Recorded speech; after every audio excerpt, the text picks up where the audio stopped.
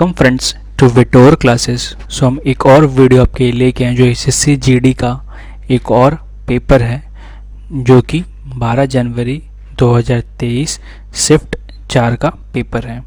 तो चलिए इसे हम लोग सॉल्व करते हैं। तो पहला सवाल हमारा ये है, एक ट्रेन पहले 10 मिनट में 90 किलोमीटर प्रति घंटा और अगले 25 मिनट में 40 किलोमीटर प्रति घंटा में अंतिम 4 मिनट में 15 किलोमीटर प्रति घंटा की गति से चलती है। ट्रेन की औसत गति कितनी है? तो औसत गति का जो फॉर्मूला होता है वो होता है कुल दूरी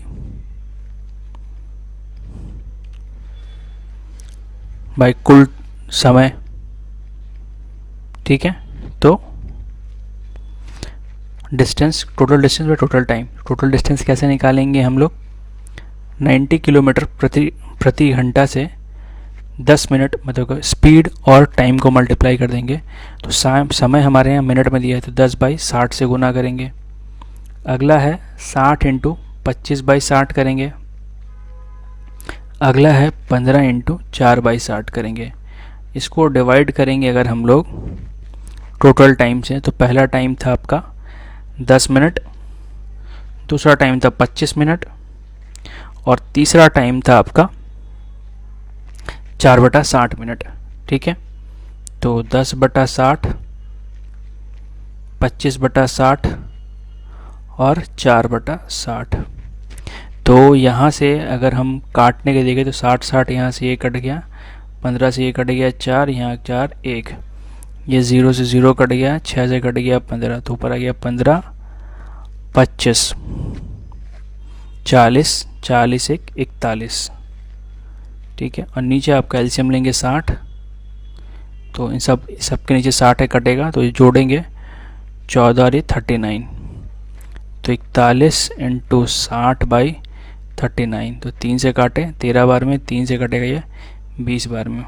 उसके बाद इसे हम लोग को सॉल्व करना है। तो ये 820/13 आएगा, इसे भाग करेंगे हम लोग तो आएगा 63 1/13 किलोमीटर पर आवर। अगला क्वेश्चन, यदि 15 व्यास वाले एक ठोस गोले में से समान छोटे गोले बनाए गए 125 समान, तो प्रत्येक छोटे गोले का पृष्ठ क्षेत्रफल, जो बड़ा गोला है उसका जो आयतन होगा 4/3 पाई, व्यास कितना दिया 15, तो त्रिज्या फॉर्मूला होता है 4/3 पाई आर क्यूब। तो बड़े गोले का जो आयतन होगा बराबर क्या होगा छोटे गोले का आयतन कि जितने सारे गोले हैं, तो बटा 2 से क्यूब कर देंगे, हो जाएगा 125।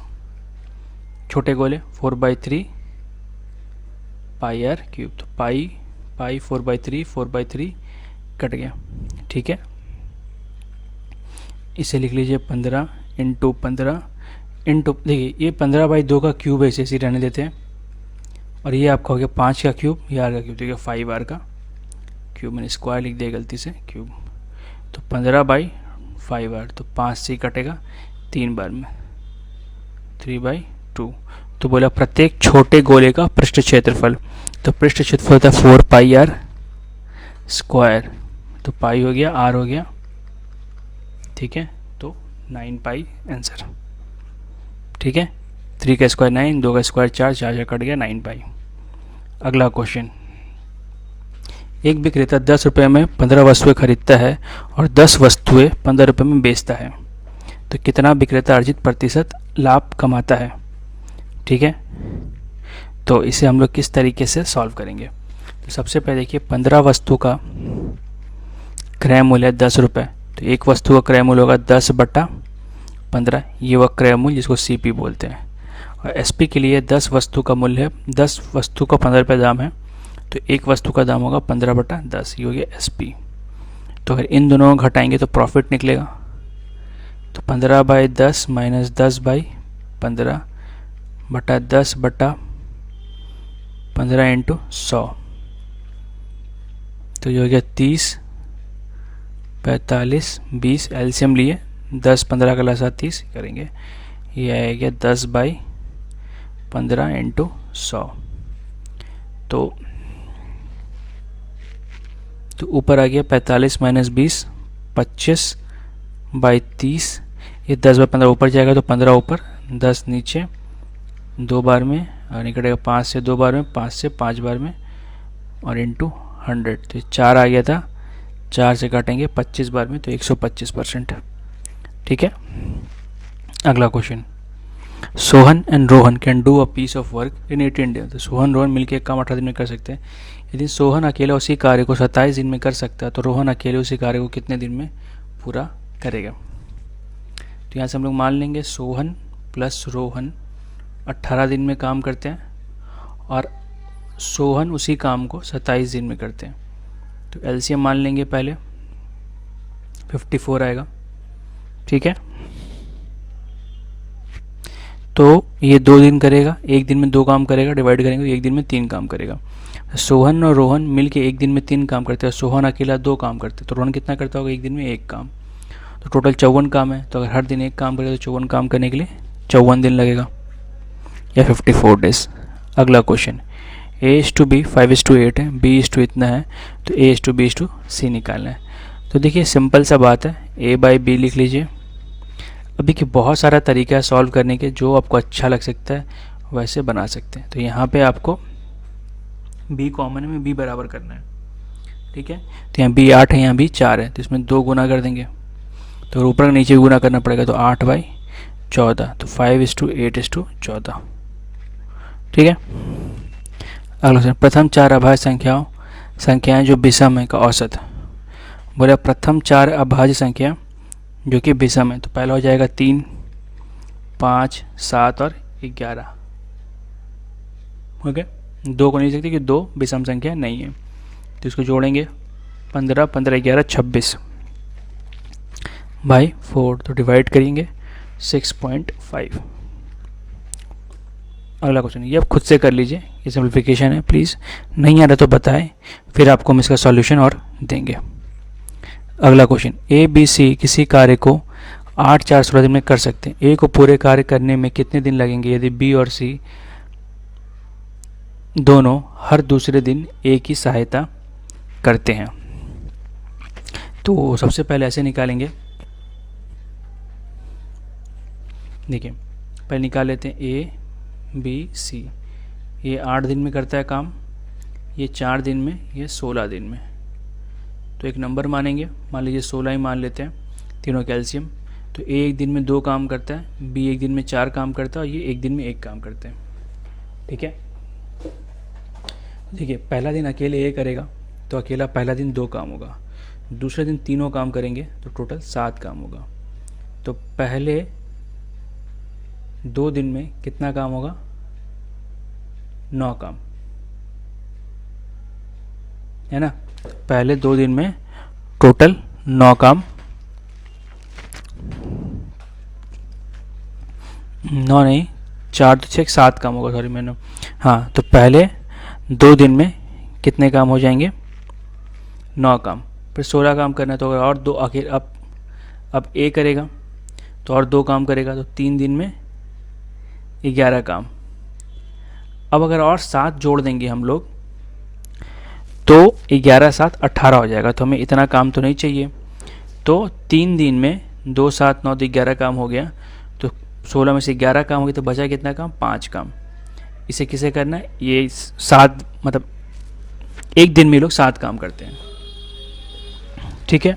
तो 5 काम करने के लिए 5/7 दिन लगेगा इनको, तो 11 प्लस 3 प्लस 5/7 बस सॉल्व करेंगे, आंसर आ जाएगा। ठीक है। तो ये आएगा आपका 26/7। अगला क्वेश्चन, इनमें से कौन सा क्वेश्चन 16 से विभाज्य नहीं है, तो सिंपली काट के देख लीजिएगा, आपको आंसर मिल जाएगा। ठीक है। ऐसे भी देख सकते हैं, 16 का 4 × 4, तो 26 4 से नहीं कटता, इसीलिए तो नहीं कटेगा। 76 कटता है, 68 भी कटता है, 16 भी कटता है, डायरेक्ट आंसर मिल गया। अब तो हमारा अगला सवाल ये है, 2 उम्मीदवार के बीच एक चुनाव में एक उम्मीदवार को कुल वैध मतों का 48% मत प्राप्त हुआ, 18% मत अवैध थे। यदि मतों की कुल संख्या 17,500 थी तो दूसरे उम्मीदवार को प्राप्त वैध मतों की संख्या कितनी थी। तो इसे हमें कैसे सॉल्व करना है।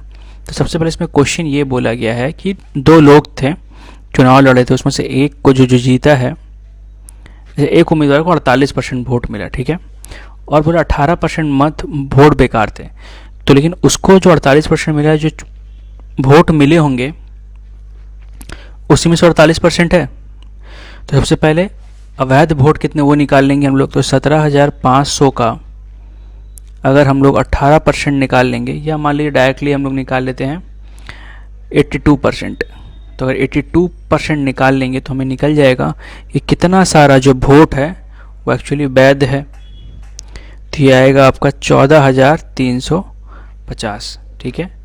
अब 14,350 में से 48% वोट एक को मिला, दूसरे को कितना मिला होगा 52%, तो इसका 52% निकाल लेंगे हम लोग।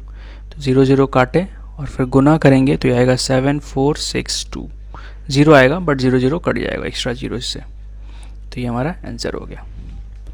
अगला क्वेश्चन बोला गया है ये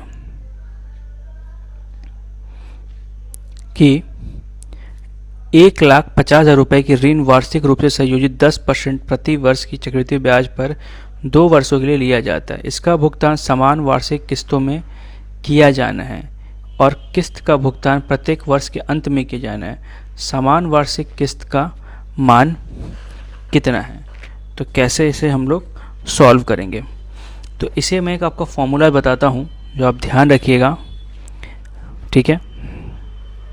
किस्त का फॉर्मूला है ये, डायरेक्टली आप कॉपी में नोट डाउन कर लेंगे तो बहुत बेटर रहेगा।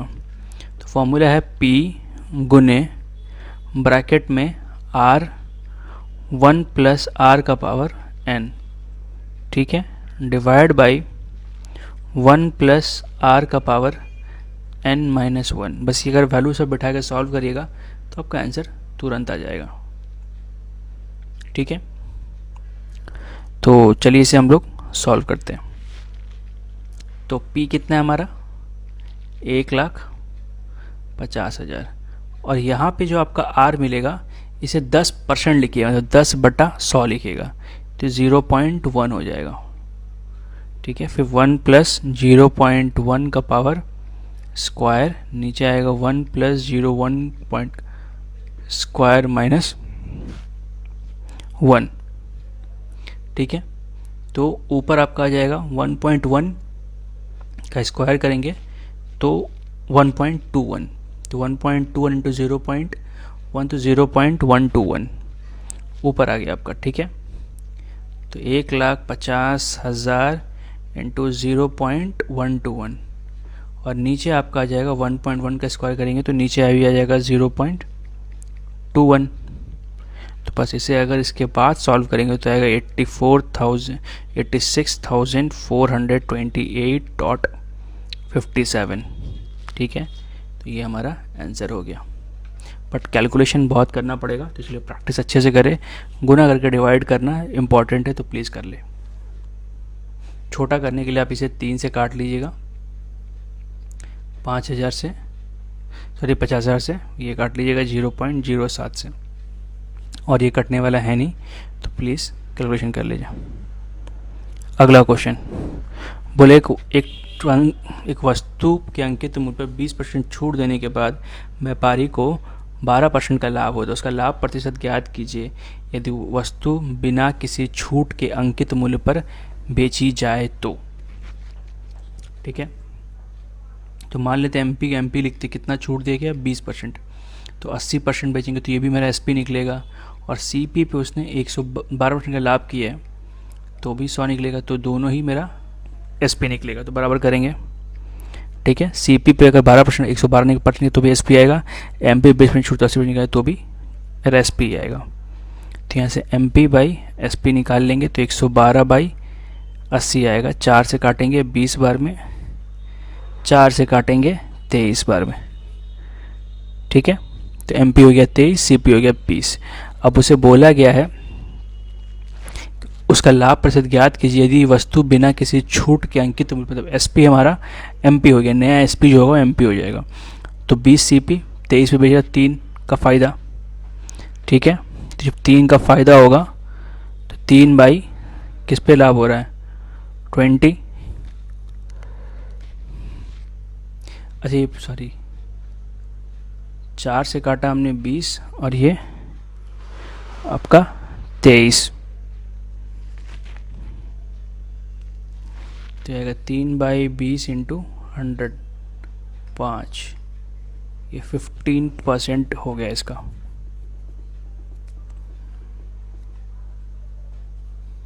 अच्छा, हमने एक गलती की है यहाँ पे, इसे डिवाइड करेंगे 28 आएगा, तो ये 8 आएगा, ठीक है। तो 20 से कटा आपका 5 बार में, तो 40% आपका प्रॉफिट है, ठीक है। तो प्लीज़ इस मिस्टेक को कॉपी ना करें तो ठीक रहेगा। अगला क्वेश्चन, एक की त्रिभुज की 2 भुजाएं सेम है और तीसरी भुजा इनमें से किसी भी भुजा का 1.5 गुना, त्रिभुज का परिमाप 14 इकाई और त्रिभुज का क्षेत्रफल वर्ग में कितना होगा। तो सबसे पहले देखिए, 2 भुजा बराबर है, तो इसे x पकड़ लेते हैं, ये भी x पकड़ लेते हैं, और जो तीसरा भुजा है इसका 1.5 गुना है, 1.5 मल्टीपल है। तो बोला परिमाप पे पेरीमीटर, तो सबको जोड़ेंगे तो 2x प्लस 1.5x, तो 3.5x इक्वल टू 14, तो x हो गया 14, देखिए बाई 35 लिखते हैं हम लोग, ये जो बाई 10 आएगा ये ऊपर चला जाएगा, तो 5 से काटे 7 बार में, 5 से काटा 2 बार में, 7 से काटे 2 बार में, तो x बराबर 4, तो ये हो गया 4, ये हो गया 4, अगर 1.5 से गुना करेंगे तो आएगा 6। तो बोला त्रिभुज का क्षेत्रफल, सबसे पहले क्या करेंगे, तीनों को जोड़ के, फॉर्मूला होता है क्षेत्रफल का ये है, जिनको नहीं याद है प्लीज़ फॉर्मूला लिख ले।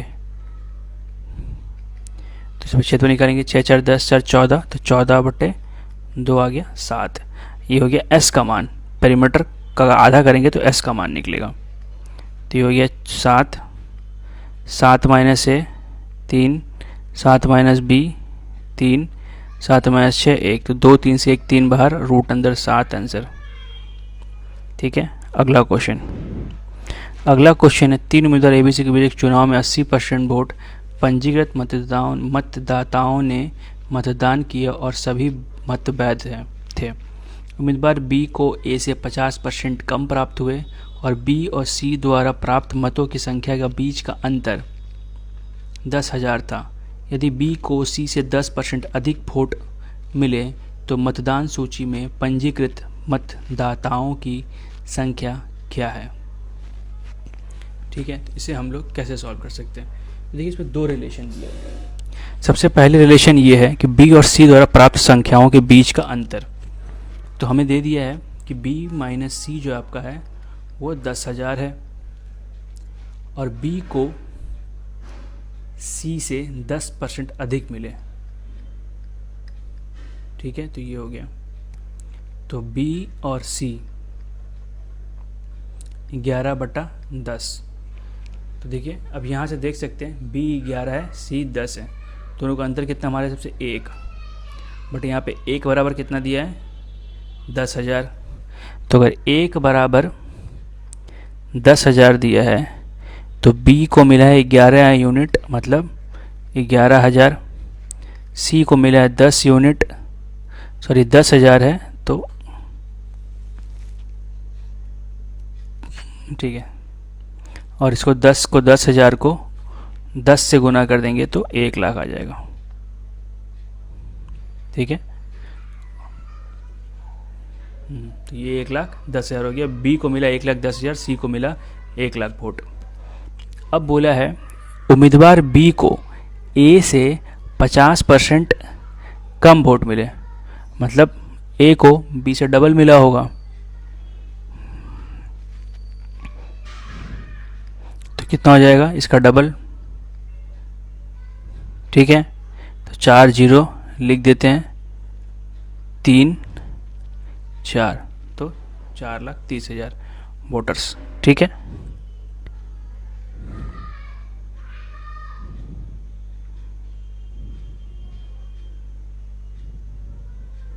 तो अभी एक चीज़ और हमें देखना पड़ेगा, ये भी कि जो 4,30,000 वोटर है ये भी टोटल के 80% है, हमें टोटल वोट चाहिए था, ठीक है। तो टोटल का 80% निकालेंगे तो ये आएगा 43, ठीक है, ये तो 0 0 यहाँ से काट देते हैं।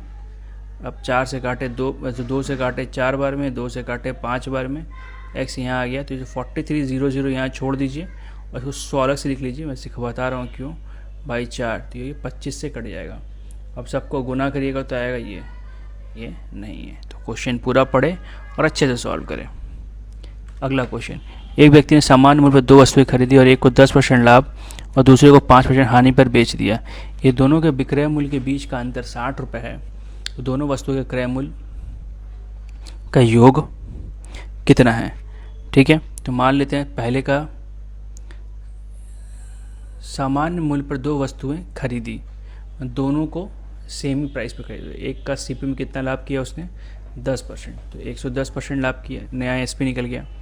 दूसरे पे हानि किया है 95%। ठीक है, इन दोनों का अंतर कितना है? 60 रुपये। तो अगर घटाएंगे, देखिए 110 से 95 घटाएंगे तो 15, तो सीपी का 15/100 कितना आएगा? 60, तो कटा 4, तो सीपी आ गया आपका 400। ठीक है, तो बोला उनके क्रय मूल्य का योग, तो दोनों का दाम एक ही था 400, उसका भी 400, 400 400 800 रुपये। अगला क्वेश्चन बोला है 550 मीटर 650 मीटर की लंबाई वाली 2 ट्रेन क्रमशः इतना किलोमीटर प्रति घंटा के विपरीत दिशाओं में एक दूसरे की ओर समांतर चल रही है। वो एक दूसरे को कितने समय में पार करेंगी? सेकंड में। तो जब भी विपरीत दिशाएं में चलती है तो उसका जो गति होता है वो जुड़ जाता है, और दूरी जो होता है हमेशा ट्रेन के दोनों लंबाई का योग का होता है। तो 650 और 550 अगर हम लोग जोड़ेंगे तो 7 1200 आ जाएगा। ठीक है, दूरी हो गया 1200। अब हमें स्पीड निकालना है, तो दोनों का स्पीड को जोड़ेंगे तो 108 आएगा। इसे मीटर पर सेकंड बदलें तो 5/18 से गुना करना पड़ेगा, 18 से 6 बार में कटेगा, ये 30 हो गया। तो बटा 30 करेंगे तो आ गया 40। तो 40 हमारा आंसर है, 40 सेकंड में पार करेगा। अगला क्वेश्चन, बिना ठहराव एक ट्रेन 75 किलोमीटर घंटा की औसत गति से एक निश्चित दूरी तय करती है और ठहराव के साथ 65 किलोमीटर प्रति घंटा की औसत गति से समान दूरी तय करती है। तो ट्रेन प्रति घंटे कितने मिनट रुकती है, हमें ये बस देखना है। ठीक है, तो आपको ये चीज़ समझना पड़ेगा कि देखिए, आप ठहराव के साथ भी दूरी काउंट करेंगे तो भी उतना ही दूरी आएगा, और ठहराव के बिना काउंट करेंगे तो भी दूरी उतना ही आएगा। तो हम लोग मान लेते हैं कि जो एवरेज स्टॉप है उसका, ठीक है, वो कितना है? x मिनट का। ठीक है, x मिनट का उसका एवरेज स्टॉप है। तो जब वो नॉर्मल अगर जब वो स्टॉप के बिना चल रहा होगा, ठीक है, तो ये एक दूरी निकालेंगे मिनट, है ना, बिना ठहराव के उसका स्पीड कितना है? 75 किलोमीटर प्रति घंटा की औसत गति से निश्चित दूरी तय कर रहे हैं। तो अगर आप ध्यान दीजिएगा तो इसमें जो समय होगा ये कम होगा, तभी तो दूरी बराबर होगी। तो 60 में से x मिनट वो रुक जा रहा है, तो इसे यहाँ गुना कर देंगे। जो ज़्यादा स्पीड है उसको कम टाइम के साथ, कम स्पीड को ज़्यादा टाइम के साथ। अब दोनों को आपस में इक्वेट करेंगे, दूरी सेम आएगा, सॉल्व करेंगे, आंसर आएंगे। अगर आप ये पूछेंगे मेरे से इसको किलोमीटर प्रति घंटा मिनट में क्यों नहीं बदला, क्योंकि अगर हम लोग मिनट में बदलेंगे भी तो दोनों 60 से ही डिवाइड होगा, कुछ करेंगे तो दोनों में एक ही चीज़ आएगा, इसलिए दोनों आपस दोनों तरफ कट जाएंगे, तो हम उतना करने की ज़रूरत थी नहीं। अब इसे काट लेते हैं हम लोग, 15 से 5 बार में कटेगा, 15 से 4 बार में, ये 5 से काट लीजिए आप 13 बार में, तो इस 60 माइनस एक्स ये आएगा 52, तो x equal to 8 minute answer. ठीक है, अगला क्वेश्चन, समान संख्या को 9 7 9 11 15 से घटाया जाए तो परिणाम संख्या समानुपात में होती है। तो इसे हम लोग कैसे करेंगे?